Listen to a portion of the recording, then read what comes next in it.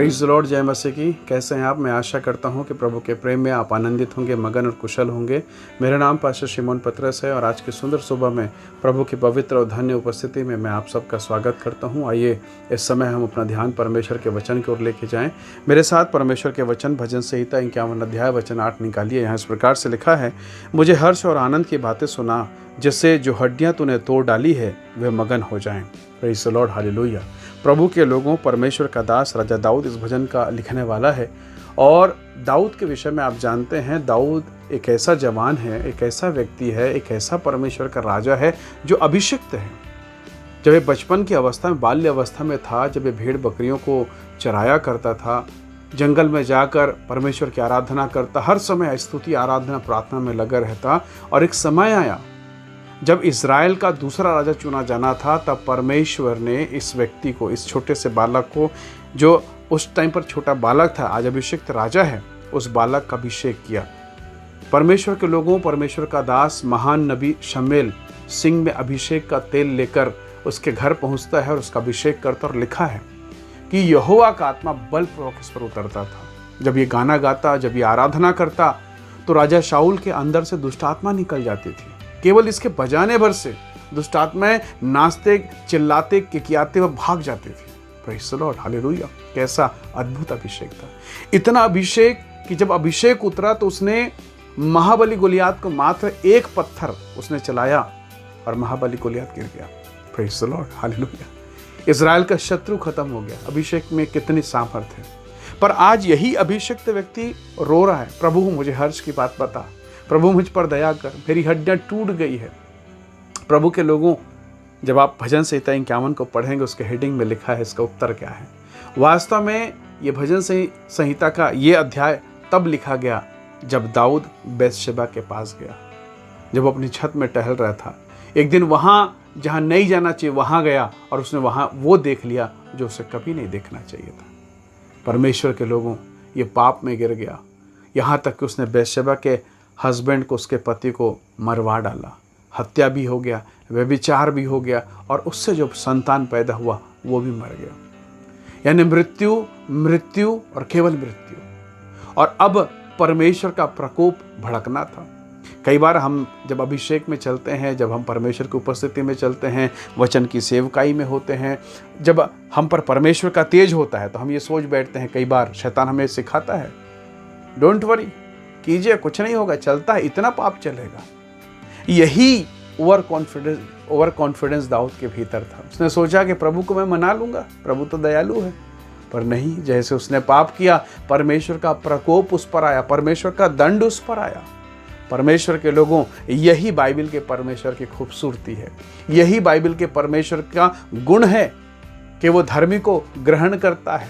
पर यदि कोई धर्मी होकर पापी हो जाए तो फिर परमेश्वर से ग्रहण नहीं करता। हाँ, परमेश्वर जगत के पापियों से प्यार करता है, पर पापी होकर फिर धर्मी हो गए और धर्मी होकर फिर पापी, तो ये फिर परमेश्वर को पसंद नहीं। अब ये कहता, प्रभु मेरी हड्डियों में चैन नहीं है, तो सुसमाचार सुना। परमेश्वर के वचन में लिखा है, अगर आप नीति वचन 15 अध्याय और उसके 30 वचन को पढ़ें तो वहाँ पर लिखा है, अच्छे समाचार से हड्डियाँ पुष्ट हो जाती, मजबूत हो जाती है, अच्छे समाचार से। और यही दाऊद कहता है। भजन संहिता 34 के 20 में लिखा है, परमेश्वर अपने लोगों के हड्डी हड्डी की रक्षा करता है। प्रभु के लोगों, एक तरफ जब आप धार्मिकता में रहेंगे, प्रभु आपकी हड्डी हड्डी की रक्षा करेगा। पर जब आप पाप का मार्ग चुनेंगे, व्यभिचार का मार्ग चुनेंगे, ओवर कॉन्फिडेंस का मार्ग चुनेंगे, सोचेंगे मैं ही सब कुछ हूँ, तो फिर आप अपनी हड्डी के लिए मुसीबत मोल ले रहे हैं। फिर आप अपने जीवन के लिए बहुत मुश्किल की दशा में जाने वाले हैं। परमेश्वर के लोगों, राजा दाऊद का जीवन मेरे और आपके लिए एग्जाम्पल है, उदाहरण है कि परमेश्वर जिसने प्रतिज्ञा की कि तेरे वंश में उद्धार करता आएगा, तेरा सिंहासन स्थिर रहेगा, तेरे सिंहासन को कभी कोई हटा नहीं पाएगा, उस व्यक्ति ने ओवर कॉन्फिडेंस में होकर पाप करना शुरू कर दिया। हमें सावधान होना बहुत जरूरी है।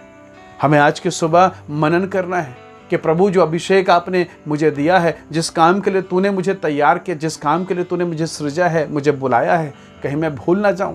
कोई बैतशेबा मेरे जीवन में ना आ जाए, कोई दलीला मेरे जीवन पर ना आ जाए, कोई धन, कोई संपत्ति ना आ जाए, कहीं मैं बहक ना जाऊं, कहीं भटक ना जाऊं। क्योंकि याद रखिएगा, आपके भटकने के कारण ना केवल आप, परंतु आपका पूरा घराना भी कभी कभी पीड़ा में फंस सकता है। आपसे जितने लोग संबंधित रहेंगे वो सब पीड़ा में फंस सकते हैं। लेकिन ध्यान से सुनिएगा, परमेश्वर के लोगों, राजा दाऊद को मालूम है मेरा परमेश्वर महान है।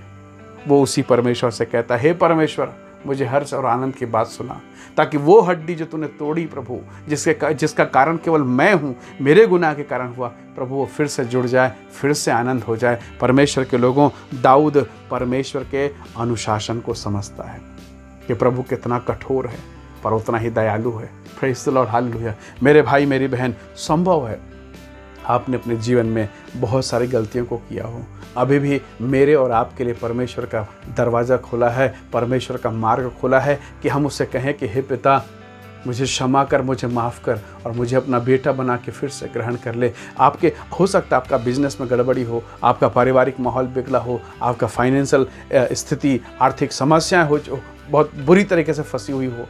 प्रभु के लोगों, क्या जाने ये वो कारण है जिसके कारण आप ही हैं, जिसका कारण आप ही हैं। मैं ये नहीं कहता कि हर वो गलती का कारण केवल आप हैं, नहीं। कई बार परमेश्वर इन कठिनाइयों के द्वारा हमें और मजबूत करता है और महिमा को प्रकट करता है, पर हमें चिंतन करने की आवश्यकता है, मनन करने की आवश्यकता है कि कहीं मैं दाऊद के समान तो नहीं हूँ। इसलिए हम आज की सुबह पश्चाताप करें। दाऊद ने कहा, प्रभु मुझे हर्ष की बातें सुना, मुझे आनंद की बातें सुना, ताकि हड्डियां जुड़ने लग जाए, ताकि बिजनेस जुड़ने लग जाए, रिश्ते जुड़ने लग जाए, परिवार सिमटने लग जाए, बेटा संतान, बेटा और बेटी हमारी बात सुनने लग जाए। प्रभु से प्रार्थना करें, फिर परमेश्वर जोड़ना शुरू करेगा और वो अपनी प्रतिज्ञा के विषय में पक्का है। प्रभु आपको बेहतर आशीष देना जानता है मेरे प्यारों। इसलिए दाऊद के समान जब आपको अभिषेक मिला है, वो छोटेपन में मिल गया था। बहुत बार जब चीज़ें जल्दी मिल जाती है, आसानी से मिल जाती है, हम उसकी कदर करना छोड़ देते हैं। प्रभु के लोगों, ये अनुग्रह मुझ पर और आप पर हुआ है। आइए आज के सुबह हम प्रभु से कहें, मेरे परमेश्वर मुझ पर दया कर, ताकि मैं भटकूँ ना, क्योंकि मैं भटकूँगा तकलीफ़ में मैं ही आऊँगा। आइए आज की सुबह हम प्रार्थना करें। सर्वशक्तिमान प्रभु, धन्यवाद पिताजी दाऊद के इस भजन के लिए प्रभु, जिसमें उसने इस बात को व्याख्यान किया, इस बात को लिखित में रखा प्रभु जी, कि हे परमेश्वर मुझे हर्ष और आनंद की बात बता प्रभु, मुझे सुना प्रभु, ताकि मेरी हड्डियां जो बेचैन हैं, जो पीड़ा में हैं, जो टूटी हुई हैं, वो आनंद में आ जाए, वो जुड़ने लग जाएं और मेरा जीवन बेहतर हो जाए। मैं प्रत्येक भाई बहनों को तेरे हाथों में सौंपता हूँ। हमारे जीवन पर अनुग्रह करें, आशीष दें और ये वचन आज की सुबह हम सबके जीवन के लिए आशीष का कारण होने पाए। पिता धन्यवाद, क्योंकि हमें आशा केवल तुझसे है और तू ही हमारे आंसू को पोंछने वाला प्रभु है। हम सारा आदर आपको देते हैं। धन्यवाद के साथ विनती उद्धारकर्ता प्रभु यीशु के नाम से मांगते हैं पिता, सुनिए और दया से ग्रहण कीजिए। आमीन आमीन। प्रभु आप सबको बहुत आशीष दे। बहुत धन्यवाद इस संदेश को देखने के लिए, सुनने के लिए। स्वर्ग का परमेश्वर आप सबको बहुत ऐसे आशीष दे। जय मसीह की। Praise the Lord.